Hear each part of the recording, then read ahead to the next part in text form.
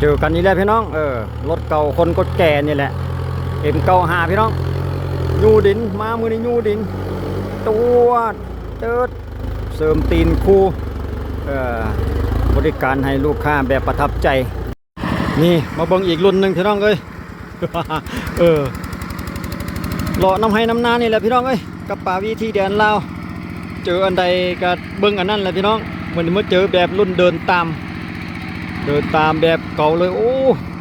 ปล่อยละเมื่อยแทนเด้เก่าขนาดผู้นี้นี่โหดขนาด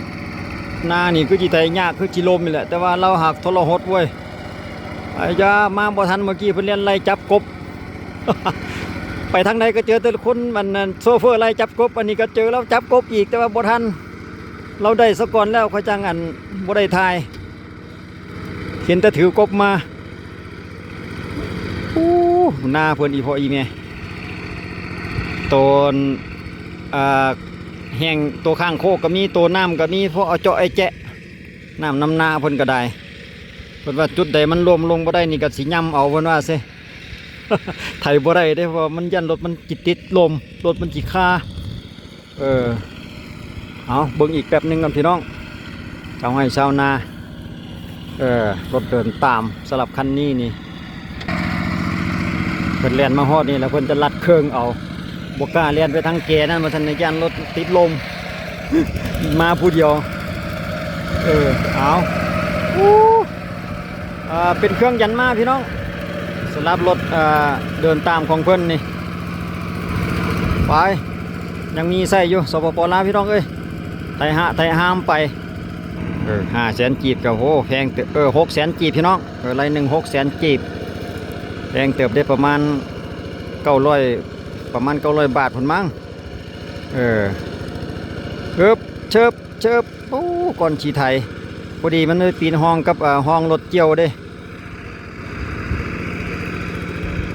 เล็งโอ้พนกันเล็งแบบเล็งลอยเลยว่าสันทไว้อยากไวหนึ่งโอ้เก่งพวกนี้นะทางโน้นทางฝั่งนั้นอยากแห้งๆเขินๆหน่อยหนึงบ่มีน้ำแต่ว่าก็ยังพอไถได้เลี้ยวปั๊บโอ้สุดยอดเลยพอทุกคนที่ไทยมันใหญ่เพราะว่าห้องรถไทยมันใหญ่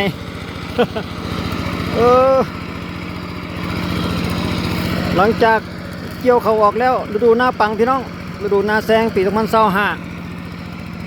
เกี่ยมที่จะเฮ็ดหน้าแซงแต่ว่าเพิ่นนี่เอารถน้อยไทยโอ้มันมีห้องมันเป็นห้องของรถเกี่ยวเนาะบางจุดก็โอ้ห้องใหญ่เติบได้บางจุดก็ได้เฮ็ดให้รถเดินตามนี่โค้งเคงต้องได้ระมัดระวังขนาดได้นี่จะมันดีทำดอกว่าน่ะมันเป็นห้องของรถเกี่ยวโหดขนาดตัวนี้นะสู่ชีวิตพี่น้องชาวไร่ชาวนานี่ไถนาแห้งจุดนี้แห้งบ่มีน้ำเลยจุดนี้แต่ว่าก็ยังพอไถได้รุ่นเก่าเลยพี่น้องเอ้ยสมัยซื้อเงินนี่ก็ยังมีอยู่สลับแบบรถไถแบบเดินตามไปโอ้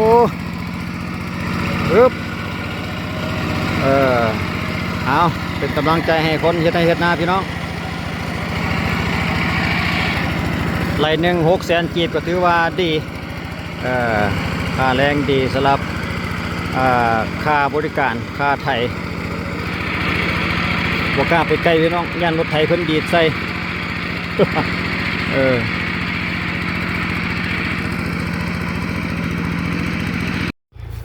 หลังจากนั้นมาลุยกันต่อ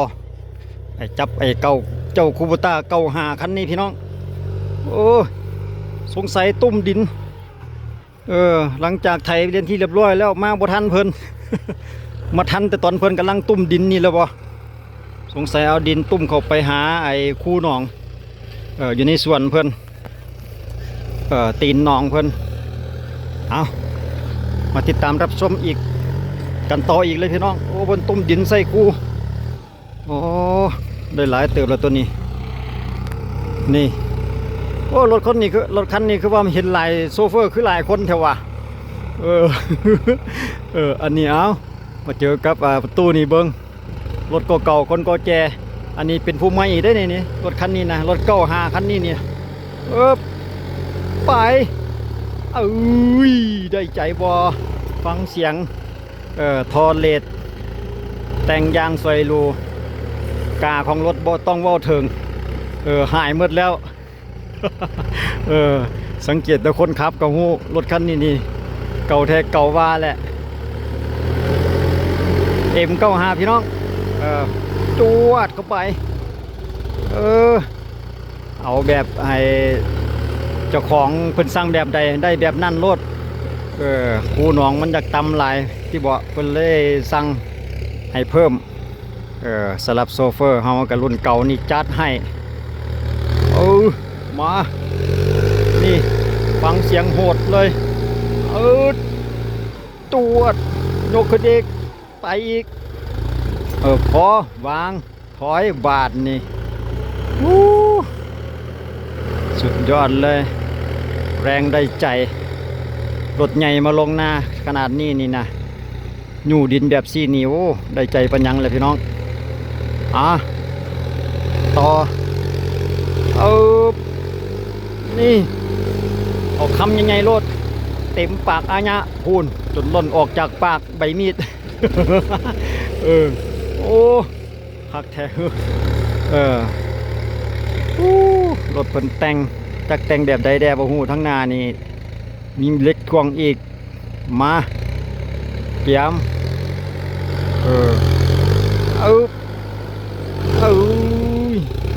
ทางอีกตึกนาน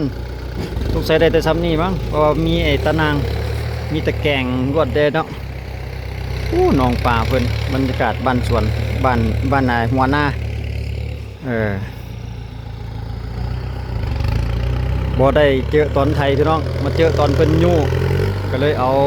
มาบรรยากาศมาให้รับชมไปนำพี่น้องจืดเอาจำหัวดันน้ำอันรวดน้ำมันตัวหัน โอ้ย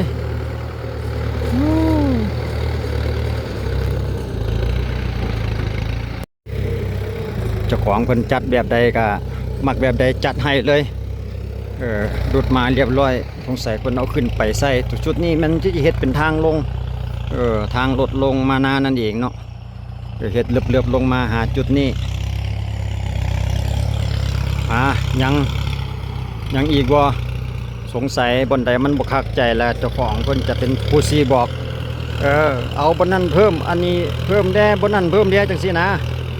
เชิบนานจำเล็กบอจำตะยางปับวะเอาโอ้ไม่ยังหันเรียนเป็นแถวเลยหันโอ้ไก่ตอกพี่น้องปลาโถเพิ่นเลี้ยงไก่ตอกบอกกระไรโอ้น้ำให้น้ำนาแบบซี่นี่เหมาะสมอยู่ดอกพี่น้องมันจังบ่มีพยาธิบ่มีโรคเป็ดไก่ก็ได้เอามาดันพอหรือบ่พอถอยบาทนี่ ได้ใจเถอะว่าโอ้มาบ่ทันเพิ่นไทยแต่ว่าเหลืออีกให้หนึ่งจักเพิ่นอยู่ไทยบ่วุ่นนี่เดี๋ยวรอเบิ่งรอถามมึงก่อน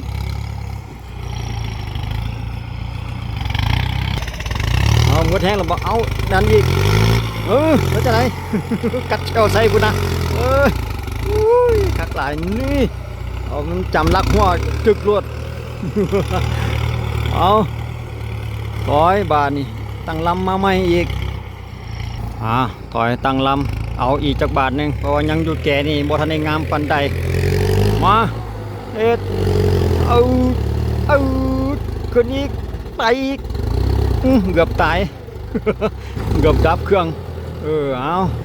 คือจิแมนอีกประมาณคำหนึ่งนี่แหละวะ อีกบาทหนึ่งคือจิงามและบาทนี่นะจุดนี้เพื่อมันสูงว่าสั่นเลยพี่น้องหน้าบ่ค่อยเพียงเพื่อก็เลยดันขึ้นเพื่อให้หน้ามันต่ำแดว่าสั่นเด้โอ้ยนี่ได้ใจบ่ขึ้นนุ่นเกือบฮอดหัวลักคุณ เอารอให้สัญญาณของเจ้าของนา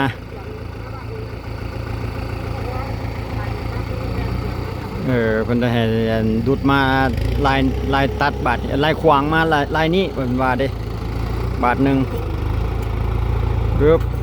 ธรรมดาก็เอาไถวางลงเนาะวางไถลง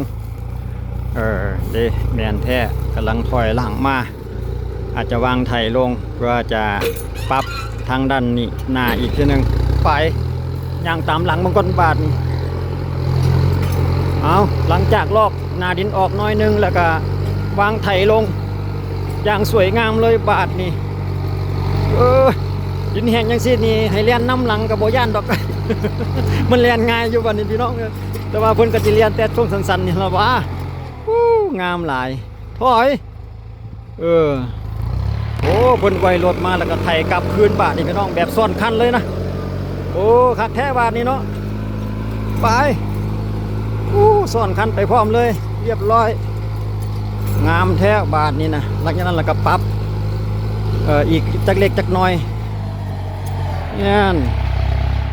เรียบร้อยช่วงจดจ่อนี่ของแท้รถนะใส่งานดีพี่น้องปูกตารุ่นนี้สมบุกสมบันอีหลีสังเกตเบิ่งใบไทย ใบไทยแต่งคันเก่าคันเดิมจะออกสีฟ้าสีน้ำเงินนี่แหละใบไทยเพิ่นโค้งของไทยเพิ่นเนาะเป็นไทยเก็ตอยู่พี่น้องสำหรับรุ่นนี้นี่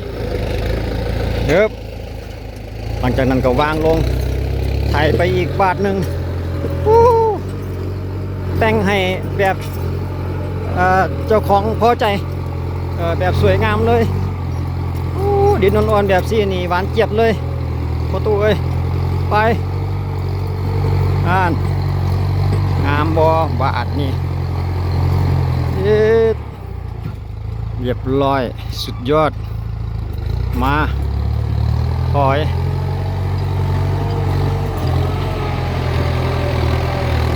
เบิ่งรถเพิ่นก่อนพี่น้อง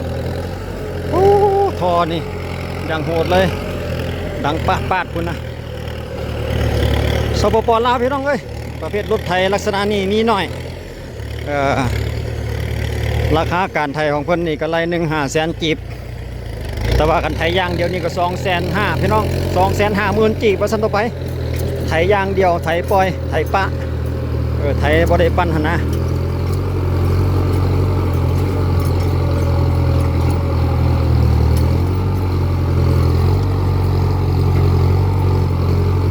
ชอบงามเรียบร้อยหลังจากนี้ออกไป